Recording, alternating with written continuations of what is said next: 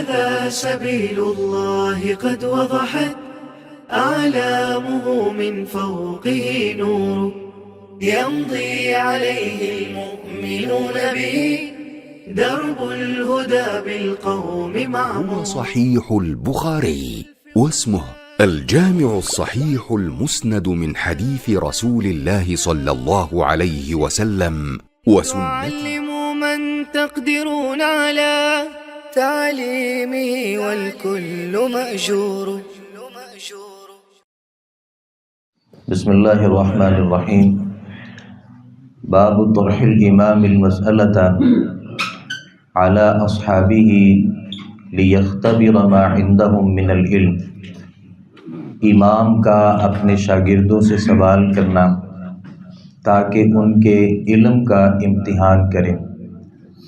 حدثنا خالد بن مخلد حدثنا سلیمان حدثنا عبد الله بن دینار عن ابن عمر عن النبی صلی اللہ علیہ وسلم قال. ابن عمر رضی اللہ عنہما نبی صلی اللہ علیہ وسلم سے بیان کرتے ہیں کہ آپ صلی اللہ علیہ وسلم نے فرمایا ان من الشجرۃ شجرۃ، درختوں میں سے ایک درخت ہے لا یسقط ورقها، جس کے پتے نہیں گرتے، وانها مثل المسلم، اور وہ مسلمان کی مثال ہے، مسلمان کی طرح ہے. حدثونی ما ہی، مجھے بتاؤ کہ وہ کون سا درخت ہے. قال ابن عمر رضی اللہ عنہما کہتے ہیں فوقع الناس فی شجر البوادی، لوگ صحراؤں کے درختوں میں جا پہنچے.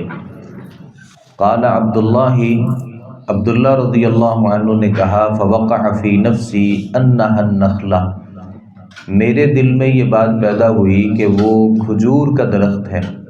فاستحییت، تو مجھے شرم آ گئی. ثم قالوا، پھر انہوں نے کہا حدثنا ما ہی یا رسول اللہ، اللہ کے رسول ہمیں بتائیے وہ کون سا درخت ہے. قال، تو آپ صلی اللہ علیہ وسلم نے فرمایا ہی النخلہ، وہ کھجور کا درخت ہے. امام بخاری رحمۃ اللہ علیہ نے باب ذکر کیا کہ امام اپنے شاگردوں سے سوال کرے تاکہ وہ معلوم کر سکے کہ شاگرد کس حد تک علم رکھتے ہیں. استاذ کو اپنے شاگردوں سے سوال کرتے رہنا چاہیے. اس سے دو فائدے ہوتے ہیں. پہلا فائدہ یہ ہوتا ہے کہ جو شاگرد ہوتے ہیں وہ بیدار رہتے ہیں، جاگتے رہتے ہیں سوال کرنے سے. اور دوسرا فائدہ یہ ہوتا ہے کہ استاذ کو اس بات کا علم ہو جاتا ہے کہ کون سا شاگرد میری بات اچھے طریقے سے سنتا ہے اور یاد رکھتا ہے، اور کون سا شاگرد ایسا ہے جو باتیں توجہ سے نہیں سنتا اور ان باتوں کو یاد نہیں رکھتا. تو امام بخاری رحمۃ اللہ علیہ نے اس لیے اس بات کو ذکر کیا اور حدیث ذکر کی کہ نبی صلی اللہ علیہ وسلم نے فرمایا کہ درختوں میں سے ایک ایسا درخت ہے جس کے پتے نہیں گرتے، اور اس کی مثال مسلمان کی، مومن کی مثال کی طرح ہے. اللہ کے نبی صلی اللہ علیہ وسلم نے درخت کی مشابہت مومن سے ذکر کی. اس کی سب سے بڑی وجہ یہ ہے، پہلی وجہ تو یہ ہے سیدنا عبداللہ بن عمر رضی اللہ عنہما بیان کرتے ہیں کہ کھجور کے درخت کا کوئی پتا نہیں گرتا اور مومن کی کوئی دعا رائگاں نہیں جاتی، بیکار نہیں ہوتی. جیسے کھجور کے درخت کا پتا نہیں گرتا، ویسے ہی کسی مومن کی جو دعا ہوتی ہے وہ بیکار نہیں ہوتی. ایک اس کی مشابہت یہ ہے. اور دوسری مشابہت نبی صلی اللہ علیہ وسلم نے فرمایا کہ ان من الشجر لما برکتہ کبرکت المسلم، درختوں میں سے ایک درخت ایسا ہے جس کی برکت مسلمان کی برکت کی طرح ہے. یعنی ایک جو درخت ہوتا ہے نا کھجور کا، وہ ابتدا سے لے کے انتہا تک لوگوں کے لیے فائدہ مند ہوتا ہے. یعنی اس کے جو پتے ہوتے ہیں وہ چٹائیوں کے کام آتے ہیں، اور وہ جس بھی حالت میں کھجور ہو وہ کھانے والے کو فائدہ دیتی ہے، اور اس کی جو گٹھلیاں ہوتی ہیں وہ جانوروں کو فائدہ دیتی ہیں، انسانوں کو فائدہ دیتی ہیں، بہت سی ادویات میں ان کا استعمال ہوتا ہے۔ اور اسی طریقے سے یہ جو کھجور کا ایک پھل ہوتا ہے، اسے آپ ہمیشہ کے لیے اپنے پاس محفوظ کر سکتے ہیں۔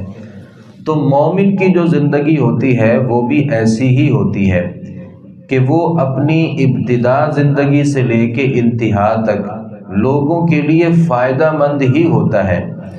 جیسے کھجور کا کوئی نقصان نہیں ہوتا اور ہمیشہ اپنے کھانے والے کو فائدہ ہی دیتی ہے، ایسے ہی مومن جو ہوتا ہے اس کی زندگی میں لوگوں کے لیے کوئی نقصان نہیں ہوتا، بلکہ وہ ہمیشہ ہی لوگوں کے لیے فائدے کا ذریعہ ہی بنتا ہے۔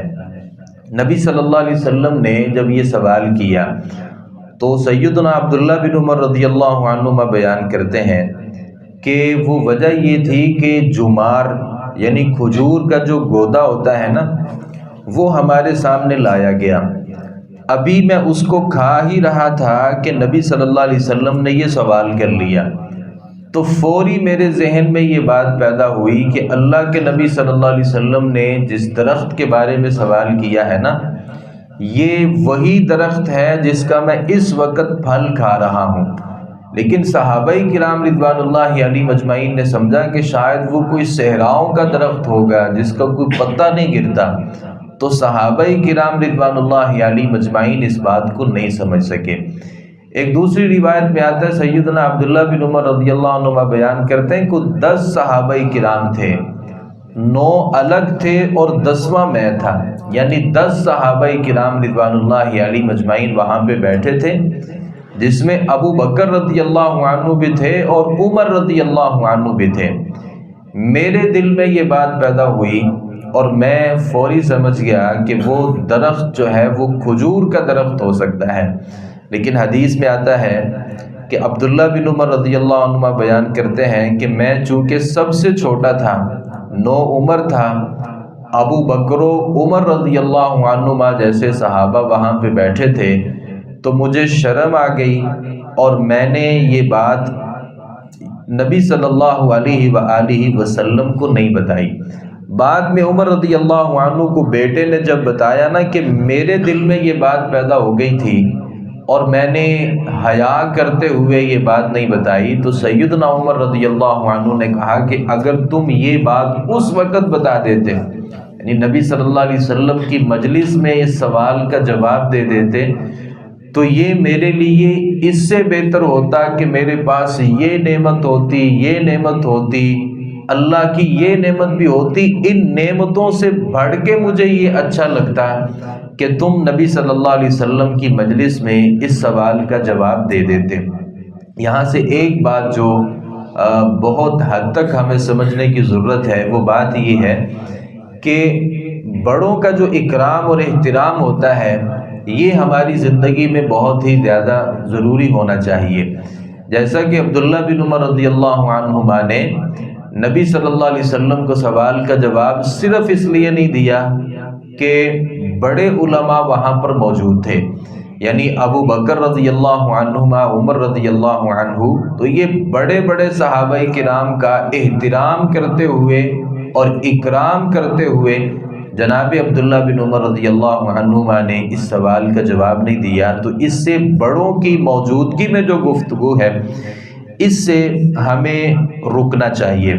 نبی کریم صلی اللہ علیہ وسلم ایک مسئلے میں کسی جگہ پہ چلے گئے، وہاں کوئی لڑائی ہو گئی تھی اور قتل ہو گیا تھا، تو 2 لوگ گفتگو کرنے لگے اور دونوں میں جو چھوٹا تھا نا، وہ نبی صلی اللہ علیہ وسلم کو اپنا مسئلہ بتانے لگا، تو اللہ کے نبی نے چھوٹے بندے کی بات نہیں سنی اور کہا کہ بڑے کو آگے کرو، اور پھر بڑا آگے ہوا اور اس نے نبی صلی اللہ علیہ وسلم سے بات کی۔ تو چھوٹوں کو بڑوں کی موجودگی میں گفتگو کرنے سے احتراز کرنا چاہیے۔ ہاں، اگر لگتا ہے کہ بڑوں کے پاس اس مسئلے کا حل نہیں ہے اور میں اگر گفتگو کر لیتا ہوں اور میری گفتگو فائدے سے خالی نہیں ہے، تو پھر گفتگو کسی حد تک کی جا سکتی ہے۔ دوسری بات یہ سمجھ میں آتی ہے کہ اللہ رب العالمین کی طرف سے یہ علم جو ہے نا یہ عطا ہوتی ہے۔ کوئی بندہ یہ سمجھے کہ بڑے کے پاس زیادہ علم ہے اور چھوٹے کے پاس تھوڑا علم ہوتا ہے، یہ بات غلط ہے۔ اللہ رب العالمین علم اللہ کی عطا ہے، اللہ جسے چاہتا ہے زیادہ دیتا ہے اور کسی کو چاہتا ہے علم دیتا ہی نہیں ہے۔ تو یہاں ابو بکر و عمر رضی اللہ عنہما کے پاس جو وقتی علم نہیں تھا نا، وہ چھوٹے آدمی کے پاس وہ علم موجود تھا۔ جیسا کہ قرآن مجید میں اس بات کا تذکرہ ہے، وہ ہدہد جو ملکہ کے پاس گیا اور جس نے جا کر کے ان کی عبادت اور ان کے طور طریقوں کو دیکھا اور آ کر کے سلیمان رضی اللہ عنہ سے کیا کہا کہ میرے پاس ایسا علم ہے جو آپ کے پاس بھی نہیں ہے، یعنی میرے پاس ایک ایسا علم ہے جسے آپ بھی نہیں جانتے۔ تو ایک چھوٹی جو مخلوق ہوتی ہے یا ایک چھوٹا جو آدمی ہوتا ہے، بسا اوقات اس کے پاس بڑوں سے بھی زیادہ علم ہوتا ہے۔ تو یہ اللہ رب العالمین کی طرف سے ایک عطا ہے۔